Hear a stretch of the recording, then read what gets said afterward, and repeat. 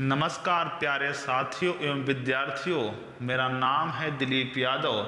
हम लोग अपनी और आपकी स्टडी लवर दिलीप की फैमिली में स्वागत करते हैं और हम लोग आज एक टारगेट बैच लेकर के चलेंगे भारतीय राज्य व्यवस्था इंडियन पॉलिटी के बारे में। इंडियन पॉलिटी यदि जिसको समझ में नहीं आई वो सामाजिक प्राणी कैसे रह सकता है।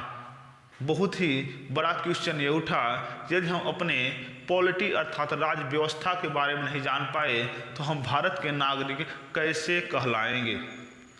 आज हम लोग भारत का संविधान किस प्रकार से बना, हम बहुत ही छोटी छोटी वीडियो में सबको कवर करेंगे। जितने भी कंपनी के द्वारा लाए गए अधिनियम है और ब्रिटिश क्राउन के द्वारा जो लाए गए अधिनियम थे और साथ में फिर गवर्नर जनरलों के द्वारा जो लाए गए अधिनियम है, उन सब के बारे में हम बिल्कुल छोटी छोटी वीडियो के माध्यम से ही पूरे भारतीय राज्य व्यवस्था को पढ़ेंगे। क्योंकि बड़ी बड़ी वीडियो में आपको बोरिंग महसूस होने लगती है, लेकिन हम लोग इन सभी छोटी छोटी वीडियो में छोटे छोटे एक्ट के बारे में पढ़ते चले जाएंगे और जानते हैं बूंद बूंद से ही घड़ा भर जाता है। तो आइए डियर फ्रेंड्स एंड स्टूडेंट, देर ना करते हुए हम भारतीय राज्य व्यवस्था इंडियन पॉलिटी के बारे में आज पढ़ेंगे। तो भारतीय राज्य व्यवस्था इंडियन पॉलिटी, इसमें हम लोग पढ़ेंगे आज कि भारत का संवैधानिक विकास। भारत का संवैधानिक विकास, भारत का जो संवैधानिक विकास है वो कैसे हुआ। भारत का संवैधानिक विकास कहने का तात्पर्य हमारा ये है कि भारत के संविधान का विकास कैसे कैसे हुआ। इन सब के बारे में हम आज जानेंगे कि भारत का संवैधानिक विकास क्या होता है। Development of Indian constitution, Bharat का संवैधानिक विकास। यदि हम भारत के संवैधानिक विकास पर चर्चा करेंगे तो भारत के संवैधानिक विकास को दो भागों में बांटा गया है। अब कौन कौन से, जैसे आप जानते हैं 1600 ईस्वी से ही ब्रिटिश कंपनियां भारत में आकर के व्यापार के रूप में कब्जा करना स्टार्ट कर दी थी। तो हम लोग आज ध्यान समझेंगे जो 1773 वर्ष 1773 ईस्वी से लेकर के जो 1858 ईस्वी तक का जो समय होता है वो कंपनी का होता है। भारत में उस समय भारत में जो ब्रिटिश कंपनियां थी, कौन कंपनियां थी, भारत में जो ब्रिटिश कंपनी थी उसका अधिकार चलता था। तो भारत में ब्रिटिश कंपनी का अधिकार कहाँ से कहाँ तक था, तो 1773 से लेकर 1858 ईस्वी तक के समय को हम लोग ब्रिटिश कंपनी अर्थात उस समय ब्रिटिश सरकार यहाँ पर नहीं आई थी, केवल ब्रिटिश कंपनियाँ आकर के यहाँ पर व्यापार करती थी और राजनीति में भी धीरे धीरे इन्वॉल्व होना स्टार्ट हो गई थी। अब फिर 1857 की जब क्रांति होती है, फिर 1858 से क्या होता है, ध्यान रखना है, 1858 से लेकर के 1947 तक यहाँ पर रहती है कौन, ब्रिटिश क्राउन का शासन रहता है। ब्रिटिश क्राउन अर्थात ब्रिटिश अब ब्रिटिश अधिकारी आकर के भारत के अंदर शासन व्यवस्था को संभालना स्टार्ट कर दिए थे। तो हम लोग इसके पूरे समय काल के बारे में देखेंगे कि किस किस प्रकार से बहुत सारे नियम लाए गए और किस किस प्रकार से बहुत सारे प्रावधान किए गए।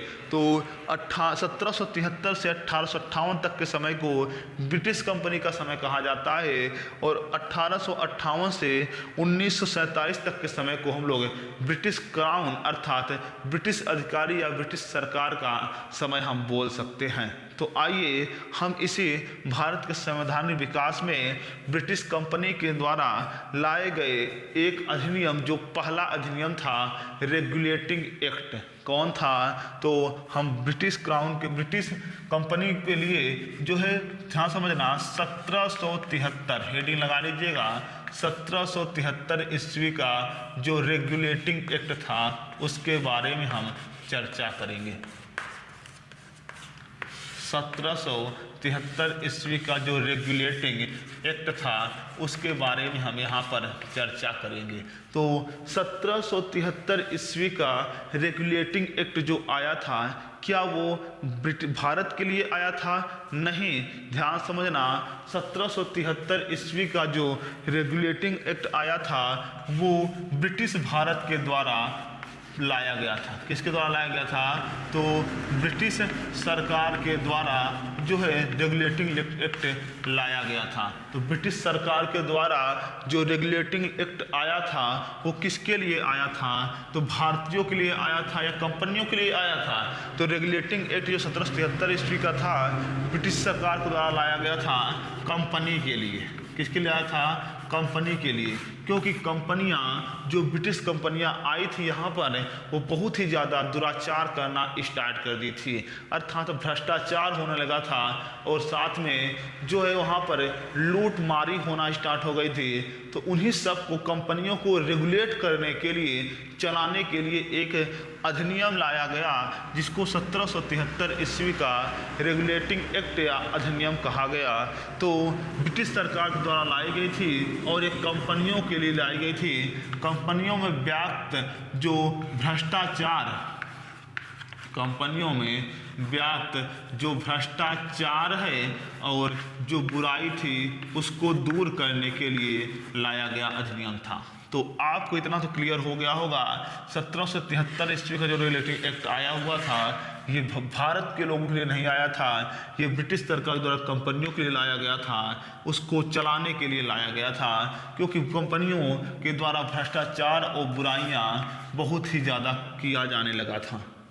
और अब ये इसमें 1773 जो आया था इसमें कुछ क्या किया गया? प्रावधान किया गया, अर्थात भारत के अंदर कुछ नियम कानून जड़ दिए गए। वो नियम कानून क्या थे?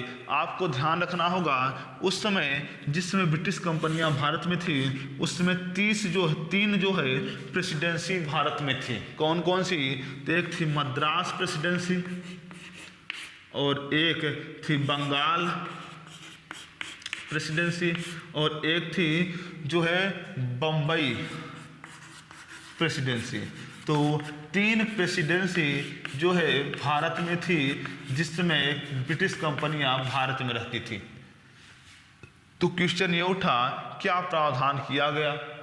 तो ध्यान रखना होगा, मद्रास और ब्रिटिश प्रेसिडेंसी को ध्यान समझना, हम क्या बोल रहे हैं। मद्रास और ब्रिटिश प्रेसिडेंसी की जो शक्ति थी उसको किसको दे दी गई थी? बंगाल की प्रेसिडेंसी को दे दी गई थी। तो आपको ध्यान रखना है कि 1773 रेगुलेटिंग एक्ट के अंतर्गत जो 3 प्रेसिडेंसी थी, बंगाल, मद्रास और आप बोलेंगे बम्बई, ये तीनों ही प्रेसिडेंसी में जो है मद्रास और मुंबई की प्रेसिडेंसी को बंगाल की प्रेसिडेंसी के अधीन कर दिया गया था 1773 ईस्वी के रेगुलेटिंग एक्ट के तहत। तो इतना तो आपको क्लियर हो गया होगा। और क्या प्रावधान किए गए 1773 ईस्वी के रेगुलेटिंग एक्ट के तहत? तो आपको और बहुत सारे हम फैक्ट बता रहे हैं। तो अगर हम, ये पहला फैक्ट था कि मद्रास और बम्बई को बंगाल के अधीन कर दिया गया। दूसरा फैक्ट जो है 1773 के रेगुलेटिंग एक्ट के तहत ये था कि जो है जो बंगाल का जो गवर्नर था, ध्यान समझना, बंगाल का जो गवर्नर था उसको बंगाल का गवर्नर जनरल बना दिया गया था। क्या बना दिया गया था? तो बंगाल के गवर्नर को बंगाल का गवर्नर जनरल बना दिया गया था। तो बंगाल का जो गवर्नर था उसको बंगाल का गवर्नर जनरल बना दिया गया था 1773 ईस्वी के रेगुलेटिंग एक्ट के तहत। और साथ ही 1773 ईस्वी रेगुलेटिंग एक्ट के तहत ही वर्ष 1774 में जो है सर्वोच्च न्यायालय की स्थापना होती है। तो कब सुप्रीम कोर्ट की स्थापना हुई थी?